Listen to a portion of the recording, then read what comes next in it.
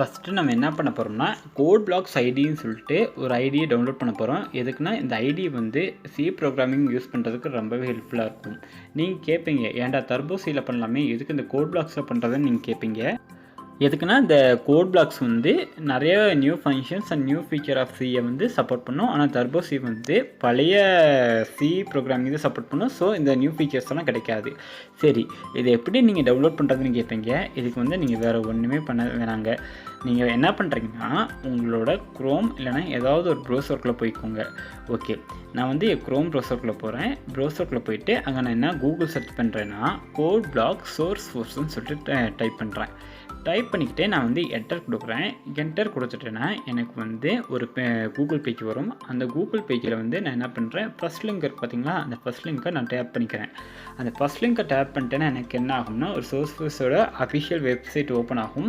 அந்த அஃபிஷியல் வெப்சைட்டில் வந்து டேரெக்டாகவே கோட் பிளாக்கோட டவுன்லோட் லிங்க் இருக்கும். அங்கே வந்து டவுன்லோட் டேட்டா சோர்ஸ்ன்னு இருக்குது பார்த்தீங்களா, அதை நான் கிளிக் பண்ணிக்கிறேன். கிளிக் பண்ணிட்டேன்னா எனக்கு வந்து ஓப்பன் ஆயிடுச்சு. ஓப்பன் ஆன பிறகு இங்கே வந்து என்னோட டவுன்லோட் வந்து ஆட்டோமேட்டிக்காக ஸ்டார்ட் ஆயிரும். ஓகே ஃப்ரெண்ட்ஸ், இந்த டவுன்லோட் ஆகட்டும். நான் ஆல்ரெடி இந்த கோட் பிளாக் வந்து நான் ஆல்ரெடி டவுன்லோட் பண்ணி வச்சுருக்கேன். அதனால் இப்போ டவுன்லோட் ஆகிறது வந்து நான் கேன்சல் பண்ணிக்கிறேன். ஓகே, இந்த டவுன்லோட் ஆகும்.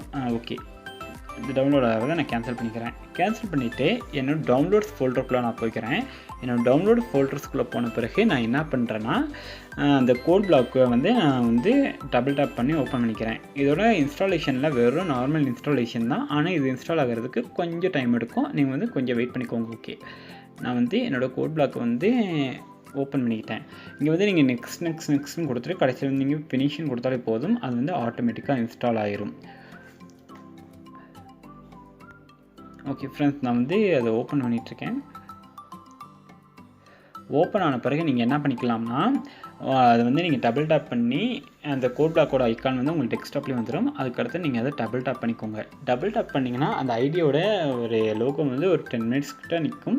ஃபஸ்ட் டைம் ஓப்பன் பண்ணுறதுனால ஒரு 10 மினிட்ஸ் கிட்ட நிற்கும்.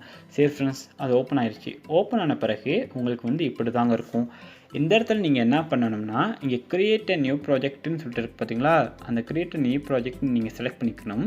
செலக்ட் பண்ணிவிட்டு இந்த இடத்துல கன்சோல் அப்ளிகேஷன் சொல்லிட்டு ஒரு ஆப்ஷன் இருக்கும். இதை நீங்கள் செலக்ட் பண்ணிக்கணும். ஏன்னா இதெல்லாம் நம்ம சி ப்ரோக்ராமிங் வந்து எக்ஸிக்யூட் பண்ண முடியும்.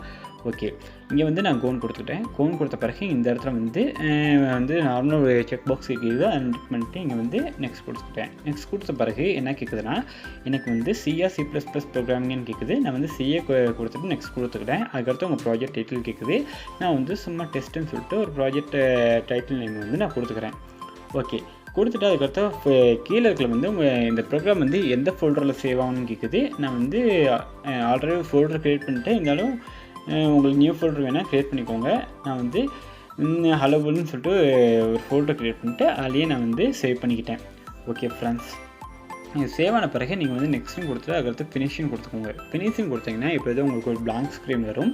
இங்கே வந்து உங்கள் லெஃப்ட் ஹேண்ட் சைடில் டெஸ்ட்டுன்னு சொல்லிட்டு உங்கள் ப்ராஜெக்ட் இருக்குது பார்த்தீங்களா, அது கீழே சோர்ஸஸ் இருக்குது. அதை நீங்கள் கிளிக் பண்ணிங்கன்னா உங்களுக்கு வந்து மெயின் ஃபைல் ஓப்பன் ஆகும். அந்த மெயின் ஃபைலை நீங்கள் கிளிக் பண்ணிட்டீங்கன்னா உங்களுக்கு வந்து நார்மலாக ஹலோ வேர்ல்டு ப்ரோக்ராம் வந்து அதுலேயும் இன்பில்டாகவே இருக்கும்.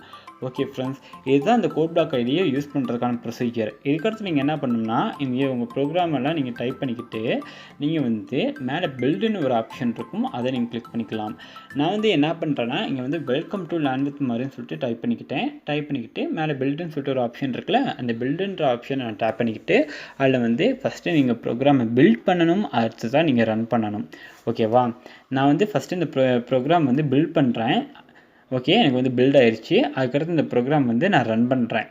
ஓகே, அப்புறம் வந்து எனக்கு ப்ரோக்ராம் வந்து ரன் ஆயிடுச்சு. இல்லைனா அது கீழே பில்ட் அண்ட் ரன் இருக்குது பார்த்தீங்களா, அதை சூஸ் பண்ணால் கூட உங்களுக்கு ஓகே தான். இப்போ எனக்கான வெல்கம் டு லேர்ன் வித் மாதிரின்னு சொல்லிட்டு அந்த அவுட்புட் வந்துருச்சு. ஓகே ஃப்ரெண்ட்ஸ், இதுதான் இந்த கோட் பிளாக் ஐடியை யூஸ் பண்ணுறதுக்கான ப்ரொசீஜர். ஓகே, இந்த வீடியோ பிடிச்சிருந்துச்சுன்னா லைக் பண்ணுங்கள், ஷேர் பண்ணுங்கள், மறக்காமல் நம்ம சேனலை சப்ஸ்கிரைப் பண்ணுங்கள். நம்ம அடுத்த வீடியோவில் வந்து ஒரு லைவ் ப்ரோக்ராமிங் டியூட்டோரியலில் பார்க்கலாம். Okay, thank you friends.